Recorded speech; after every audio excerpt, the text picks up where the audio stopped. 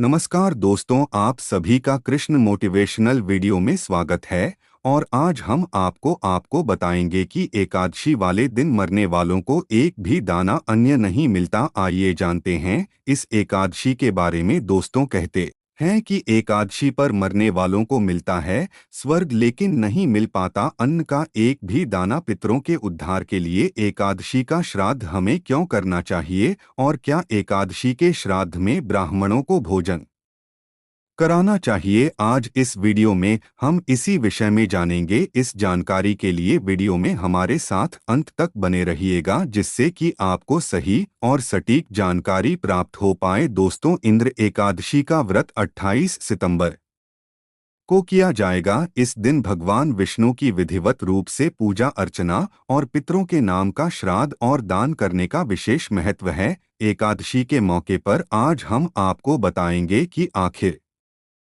एकादशी के दिन स्वर्ग लोक पहुंचने वाली आत्मा को भूखा क्यों रहना पड़ता है, क्यों उसे वहां पे अन्न का एक दाना भी नहीं मिलता। दोस्तों, पितृपक्ष चल रहे हैं और इन दिनों में पितरों के नाम का श्राद्ध, कर्मदान और तर्पण करने का विधान है। शास्त्रों और पुराणों के अनुसार पितृपक्ष में पितरों के नाम का श्राद्ध करने से पित प्रसन्न होते हैं और पितृदोष से भी हमको मुक्ति मिलती है। गरुड़ पुराण के अनुसार एकादशी का व्रत रखने वाले व्यक्ति की अगर मृत्यु एकादशी के दिन अगर हो जाए तो उसकी आत्मा सीधे स्वर्ग लोक में जाती है और व्यक्ति जन्म मरण के बंधन से मुक्त होकर मोक्ष को प्राप्त करता है। लेकिन एकादशी के दिन मृत्यु होने वाली आत्मा को स्वर्ग लोक में भूखा रहना पड़ता है। दोस्तों, ऐसा क्यों होता है, चलिए जानते हैं। कहते हैं गरुड़ पुराण समेत अन्य पुराण में बताया गया है कि जब किसी व्यक्ति की मृत्यु हो जाती है तो यमदूत उस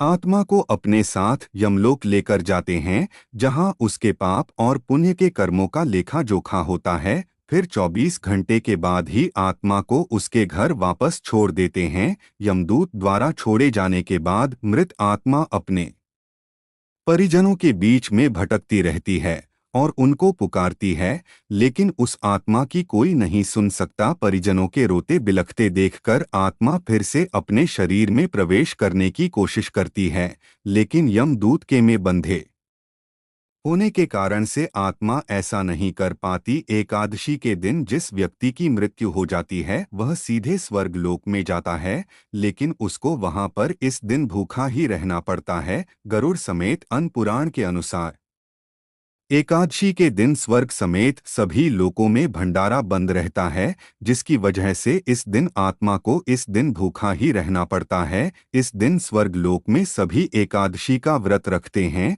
हालांकि व्यक्ति से जुड़े पाप और पुण्य के लेखा जोखा सम सभी कार्य किए जाते हैं, लेकिन इस दिन भोजन किसी को नहीं मिलता। स्वर्ग लोक में भी भंडारा बंद रहता है। स्वर्ग लोक की तरह बैकुंठ धाम में भी भंडारा बंद रहता है और भगवान विष्णु, माता लक्ष्मी समेत बैकुंठ धाम में रहने वाले सभी एकादशी का व्रत करते हैं। वीडियो दोस्तों, पितृपक्ष में जो एकादशी पड़ती है उसको इंदिरा एकादशी के नाम से जानते हैं। इस दिन एकादशी का उपवास करना चाहिए और विधिवत रूप से भगवान विष्णु और माता लक्ष्मी की पूजा करनी चाहिए। साथ इस दिन पितरों के नाम का दान और श्राद्ध कर्म करने का विशेष महत्व है। ऐसा करने से भगवान विष्णु के साथ साथ पितरों का भी हमें आशीर्वाद मिलता है। धार्मिक मान्यता है कि एकादशी का व्रत करने और पितरों की पूजा करने से 7 पीढ़ियों के पितर तृप्त हो जाते हैं और परिवार में सुख और समृद्धि के साथ साथ शांति बनी रहती है। गीता में बताया गया है कि माह के 30 दिनों को चंद्र घटने व बढ़ने के अनुसार 15 से 15 दिन में बांटा गया है। 15 दिनों को शुक्ल पक्ष और 15 दिनों को कृष्ण पक्ष कहते हैं। जब चंद्रमा बढ़ने लगता है तो उसको शुक्ल पक्ष और जब चंद्रमा घटता है तो उसको कृष्ण पक्ष कहते हैं। शुक्ल पक्ष के अंतिम दिन पूर्णिमा आती है और कृष्ण पक्ष के अंतिम दिन अमावस आती है। शास्त्रों में कहा गया है कि शुक्ल पक्ष के 15 दिन देवताओं के हैं और कृष्ण पक्ष के 15 दिन पितरों के माने गए हैं। देवताओं के दिन को उत्तरायण और पितरों के दिनों को डोट दक्षिणायनम यानी कि शुक्ल पक्ष में मृत्यु होती है, वह जन्म मरण के बंधन से मुक्त हो जाते हैं, और वही जिनकी पितर के काल यानी कृष्ण पक्ष में मृत्यु होती है, उनका जन्म फिर से पृथ्वी पर होता है। दोस्तों चलिए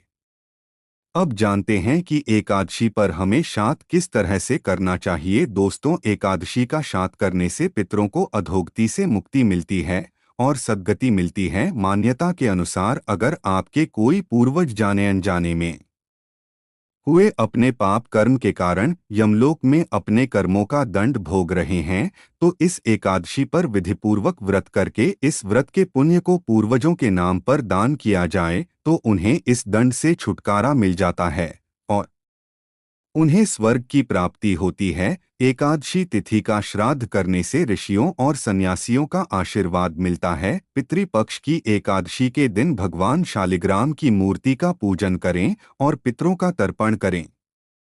ऐसा करने से सभी तरह के कष्ट और परेशानियां दूर हो जाते हैं और रुके हुए कार्य भी पूरे हो जाते हैं। साथ ही घर में सुख शांति और समृद्धि में निरंतर बढ़ोतरी होती रहती है। श्राद्ध पक्ष की एकादशी पर सबसे पहले देवताओं को अगरा असन देना चाहिए, फिर गाय कौवा कुत्ता चींटी मछली को भोजन कराएं, साथ ही पीपल के वृक्ष के नीचे अन्न जल रखें। इस तरह के कर्म करने से एकादशी का दुगना फल आपको प्राप्त होगा और सभी तरह के संकटों से मुक्ति मिलेगी। अश्विन कृष्ण एकादशी का श्राद्ध करने वाला व्यक्ति निरंतर ऐश्वर्य को प्राप्त होता है। एकादशी तिथि को संन्यास लेने वाले व्यक्तियों का श्राद्ध करने की परंपरा है। इस दिन एकादशी व्रत रखा जाता है, इसलिए इस बार इंदिरा एकादशी का व्रत रखा जाएगा। एकादशी तिथि के दिन श्राद्ध का दान किया गया है तो यह बहुत ही सर्वश्रेष्ठ दान कहलाता है। इस दिन व्रत रख कर के श्राद्ध कर्म करने से पितरों के देवता अयरमा और भगवान विष्णु प्रसन्न होते हैं। इस एकादशी का व्रत रखने और श्राद्ध करने से कर्ज से मुक्ति मिलती है। एकादशी का श्राद्ध करने वालों को समस्त वेदों का ज्ञान प्राप्त हो जाता है। एकादशी तिथि के दिन श्राद्ध का दान अगर किया गया है तो यह दान सर्वश्रेष्ठ दान कहलाता है। एकादशी के दिन अगर श्राद्ध किया जाए तो जीवन के संपूर्ण पाप कर्मों का विनाश हो जाता है और इस दिन पूजा करके आप जाने अनजाने में हुए पाप कर्मों से छुटकारा भी पा सकते हैं। तो दोस्तों, हमें एकादशी के दिन श्राद्ध अवश्य। इस दिन श्राद्ध करने से हमारे पितृ तृप्त होते हैं और हमें दुगना आशीर्वाद प्राप्त होता है। दोस्तों, ये तो हुई जानकारी एकादशी के दिन श्राद्ध की पूजा के विषय में। अब आइए जानते हैं कि एकादशी के दिन हमें श्राद्ध पंडितों को खिलाना चाहिए या नहीं। दोस्तों, शास्त्र की आज्ञा यह है कि एकादशी के दिन श्राद्ध नहीं करना चाहिए। पुष्कर खंड में भगवान शंकर ने पार्वती जी को स्पष्ट रूप से कहा है कि जो एकादशी के दिन श्राद्ध करते हैं तो श्राद्ध को खाने वाला और श्राद्ध को खिलाने वाला और जिसके निमित्त वह श्राद्ध हो रहा है वह पितर तीनों ही नरक के गामी होते हैं। उसके लिए ठीक तो यही होगा कि उस दिन के निमित्त द्वादशी को श्राद्ध किया जाए। दोस्तों, हमारे महापुरुषों का कहना है कि अगर द्वादशी को श्राद्ध नहीं करें और एकादशी को ही करना चाहे तो पितरों का पूजन करके निर्धन ब्राह्मणों को केवल फलाहार ही देना चाहिए, ना कि अनाज खिलाना चाहिए।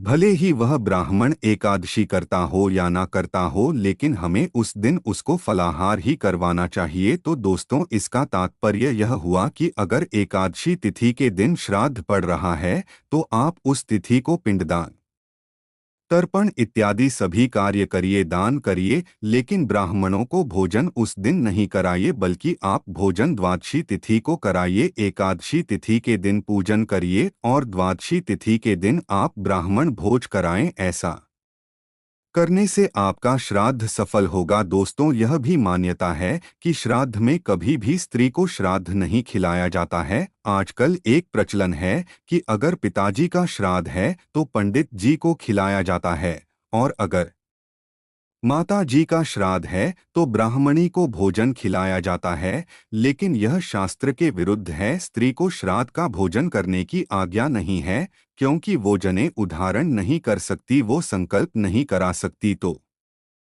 ब्राह्मणों को ही श्राद्ध का भोजन कराना चाहिए। ब्राह्मण के साथ ब्राह्मणी आ जाए, उनकी पत्नी आ जाए, साथ में बच्चे आ जाएं तो कोई बात नहीं, वो साथ में भोजन कर सकते हैं, लेकिन अकेली ब्राह्मणी को भोजन कराना शास्त्रों के विरुद्ध है। पितृ पूजन में पितरों को कभी भी सीधे थाली नहीं दी जाती है। वैष्णव में पहले भोजन बना करके ठाकुर जी को भोग लगाना चाहिए और फिर बाद में वो प्रसाद पितरों को देना चाहिए। भगवान का प्रसाद पितरों को देने से पितरों को संतुष्टि मिलती है, इसलिए पितरों को प्रसाद अर्पण करना चाहिए।